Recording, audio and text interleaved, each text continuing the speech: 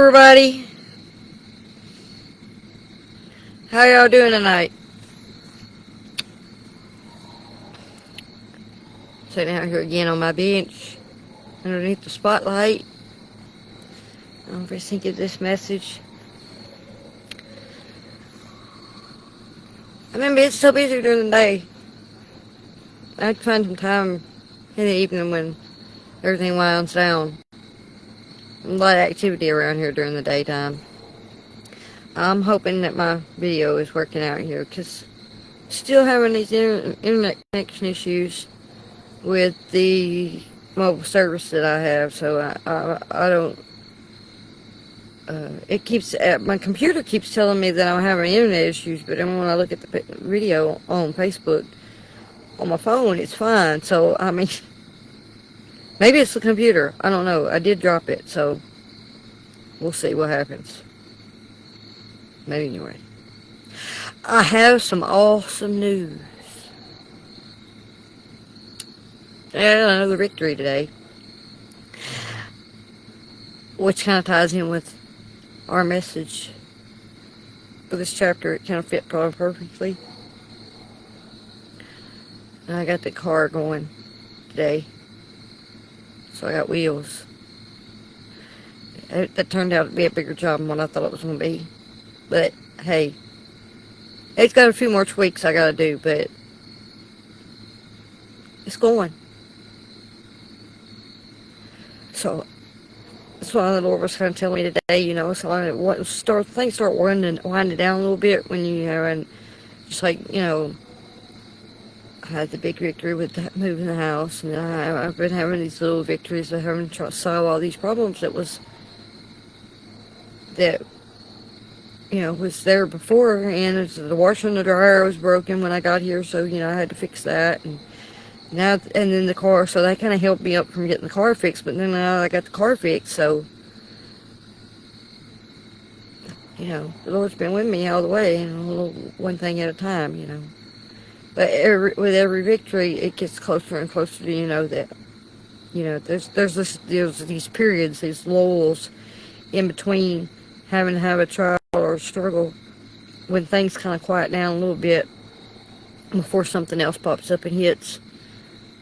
And every time when that happens, the Lord tells you, you know, the Lord tells me, I know He tells anyone else that's listening, it's just, you know, that now's not the time to, you know, there's a rest period coming, but don't get off your guard. But take the rest, but don't let your guard down. And He'll tell you ahead of time. He's like, there's rest coming, but He warns you, stay on your toes. But He also tells you when you're in alignment. That's part of it. It's this guidance that's telling you when you're in alignment. His word this morning to me was rock steady, hold fast. He was telling me, He said, I'm with you. You gotta stick with me. So I thought that was pretty cool. But to our message for tonight is we're in 1 Chronicles 20, and we're talking about David. And the message is David the giant slayer, war and rest. Because in this chapter, there's a bunch of giant slaying goes on. Because you know, this is another one of those chapters that was supposed to be like, it's supposed to be, it's an encouragement to this community that was just out of exile, and then of course David was built this kingdom, and just establishing up this Davidic line, and leading up to the, you know, temple worship and all this stuff that was going on. This showing some of David's key military victories during his reign that emphasizes God's favor and this successful establishment of the kingdom's borders that he undertook. Uh, Although in the narrative, there was an event that happened in David's life before these events took place. This is told in another book in Samuel, where it's the David's most embarrassing point where David sinned with Bathsheba. This is not, this is omitted from this book. This because this book focuses on a different aspect of things, but this event, these events took place in that narrative after uh, that event that is in the book of Samuel. This the Chronicles wants to. Author of Chronicles wanted to, focus on David as this victorious king, instead of focusing on any of his his faults, as it did in the other books. So, but that I just thought that was good to note so that y'all could understand the timing of this thing, of this stuff. But 1 Chronicles 20 recounts two major types of military actions that he took, both crucial to consolidating his power and securing the land that God had promised. The first part of this chapter is the conclusion of the Ammonite War. And this section described the final victory over the Ammonites at their capital city, Rabbah, which was besieged by Joab, and David remained in Jerusalem. This is that detail where he was in Jerusalem. This was part of the detail that points to that, what happened at this time, and with the incident with Bathsheba and the sin, but it doesn't specifically mention that. But that's how we know that with this timing of this chapter, it took place. And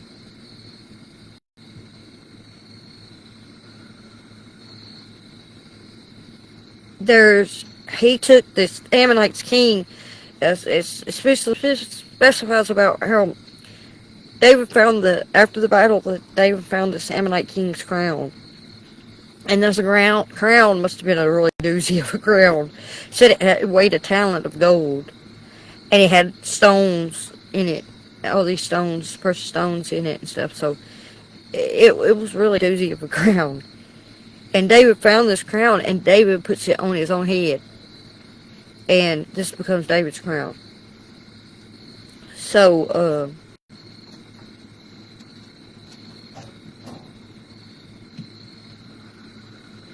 this shows that, and it says that he brought out great spoils. He took all these treasures that the Ammonites had, and brought this stuff with him. This was a symbol. I'm taking it all. And when he put that crown on his head, and he was taking all their wealth, and this shows this harsh judgment that was on these Ammonites because of what they had done by going against God's people and God's king. And this kind of establishes David's authority over Israel's hostile neighbors from the beginning of this chapter. As I said in the last chapter, they said the Syrians had abandoned them, and that's what laid the groundwork for David to be able to just go in there and just utterly defeat them, because they were left on their own, and then David was able to defeat them, but mainly because it was all God's doing. That the reason the Syrians fled, and all of it really was in God's hand to begin with. The Syrians fled for the fact that they believed that David was God's appointed king and that they wouldn't be able to stand against him. They were scared. They got scared and they ran. So it was all God's doing. Then it shifts to the where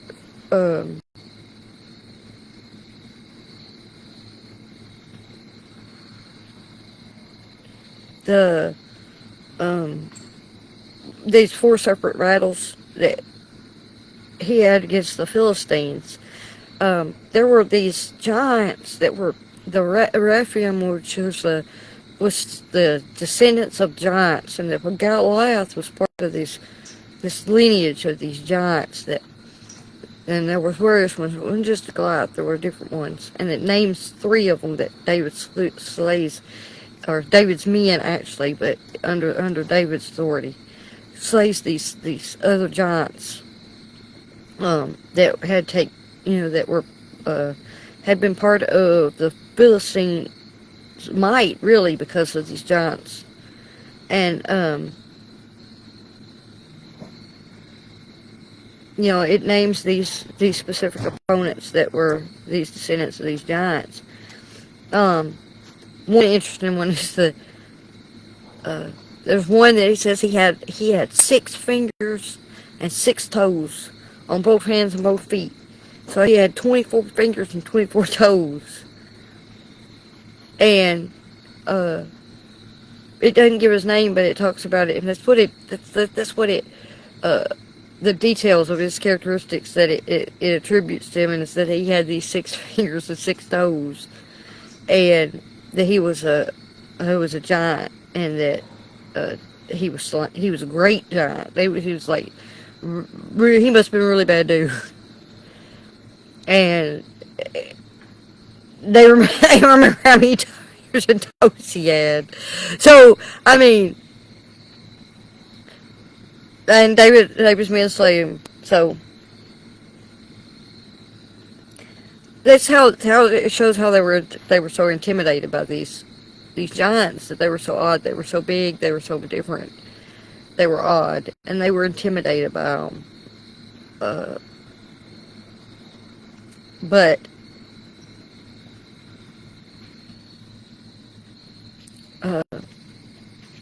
their defeat by David's specific champions, he had these 3 champions, signifies the total eradication of all these formidable foes, these ancient enemies of Israel, and acts as this final comprehensive statement that David's dominion extends over even the most monstrous and primal threats, fulfilling the mandate to take possession of the land. So when God first told them to go into the promised land, there were giants in the land, and they had to fight these giants.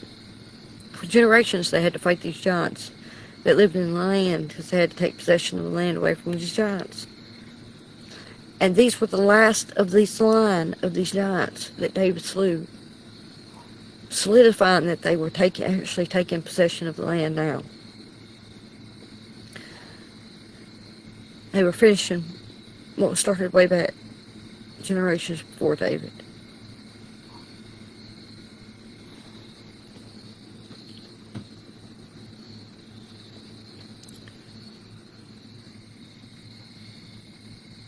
So, this campaigns that David did shows that this was ensuring the security and the stability of the kingdom. First with Ammon, and then with the giants.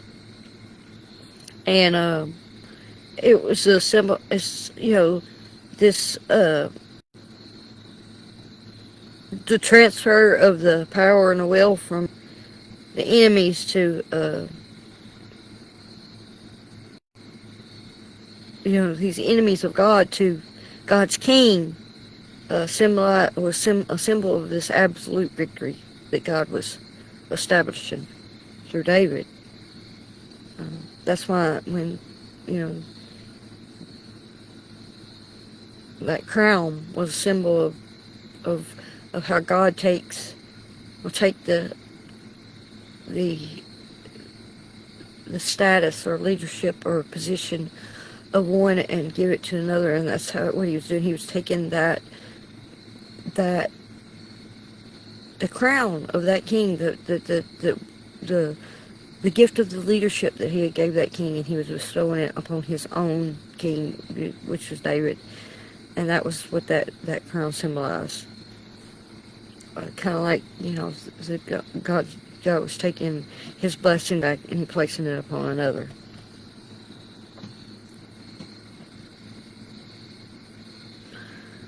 This also illustrates, divine judgment, execution of divine judgment, and justice that's executed against those, who oppose the Lord's people.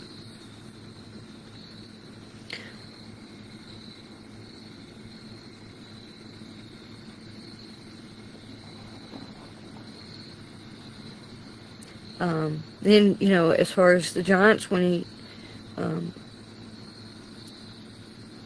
these giants were considered anti-God. They were against God completely. They constantly went against God's people. They mocked and and and scoffed at God every chance they got. And so, and they became this ancient enemy of God and his people as these generation upon generations fought them for the possession of this land. And the fact that David finally has this conquest um, over them shows this spiritual and military legacy of over this enemy Goliath. It started with Goliath, and David didn't slay Goliath by his own strength. It was God. It was God's strength that helped him with Goliath, and it was now God that was helping him to slay the rest of the giants.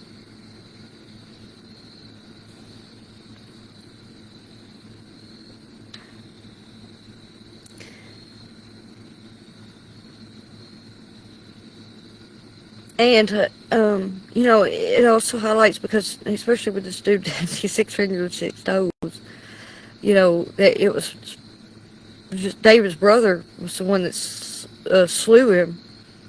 So, this shows that not only was God with just David alone, but God was with David's whole family. It was this lineage, this bloodline, this Davidic, the covenant was made with David's bloodline. So they were blessed as well, and they were just as victorious as David was. They were they were part of every victory. They were part of the victory as a whole. They were going to be, ultimately, their descendant as well was going to be the ultimate victor against,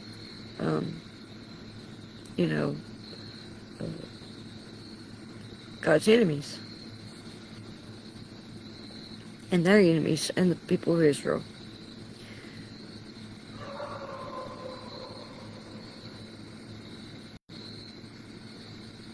So,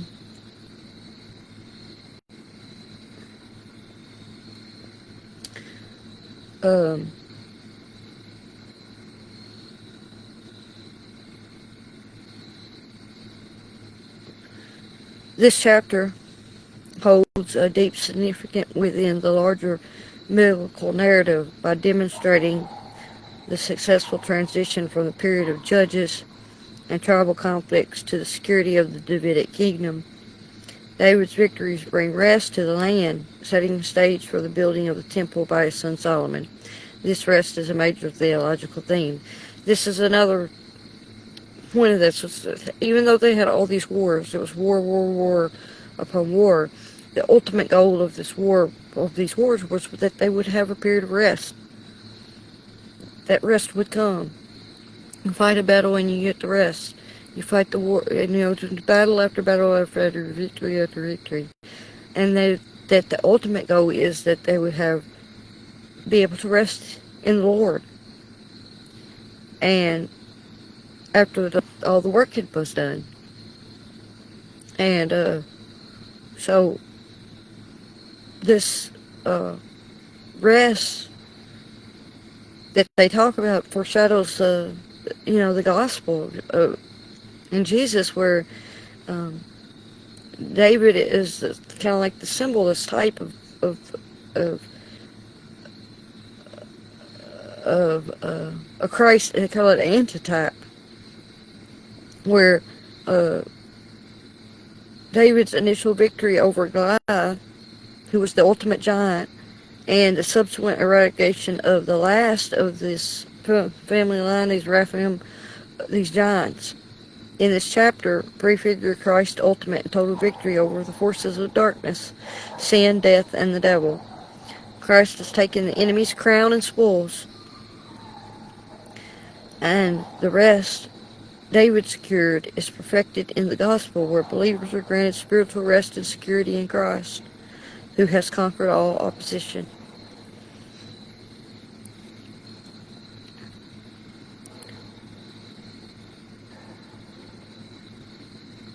As far as our spiritual growth, this chapter encourages faith that our battles against persistent spiritual enemies, which are our personal giants, of fear, temptation, or even things like addiction. It could be anything. It's a giant. That car was my giant. You know, the moving this house was my giant. You have giants in your life.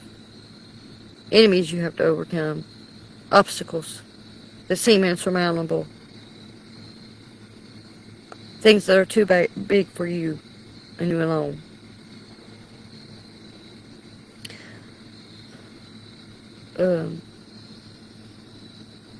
But these battles, this shows that these battles are being fought really against a foe that has already been defeated by our great King, Jesus. He's already won the ultimate battle. Really, all those battles that we fight, we only really have one foe, and that's the devil. We only have one enemy.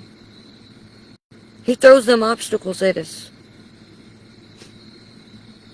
You know, like, when I say that, the image that pops in my mind is like the video game Donkey Kong, where he throwing the barrels at you, and you're constantly having to jump over them and dodge stuff, and they just keep coming, and they just keep coming. Well, Jesus fought the Donkey Kong. He took him out. He took the 8-man out.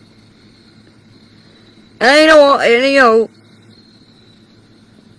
the obstacle's still rolling down the hill at you, but you know at some point they're gonna stop. Because he done took the 8-man out.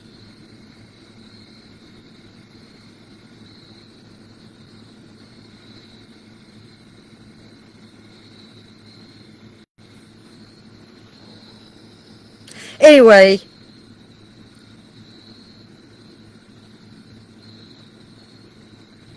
we are called, like David's servants, to simply execute the victory already won, trusting in the authority of the King, rather than relying on our own strength to fight against overwhelming odds. We're servants of the Lord.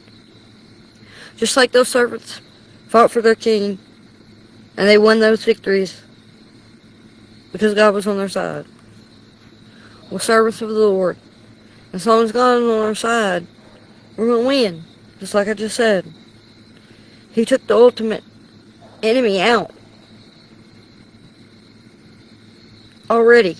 The battle's already won. We don't have to get all the way to the top to beat the big boss at the boss level.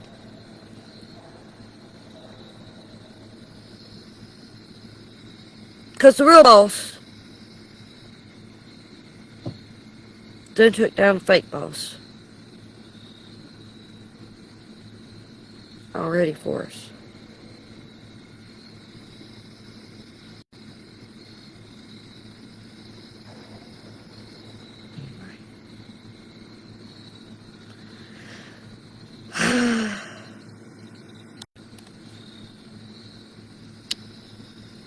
I guess that's it for tonight's message.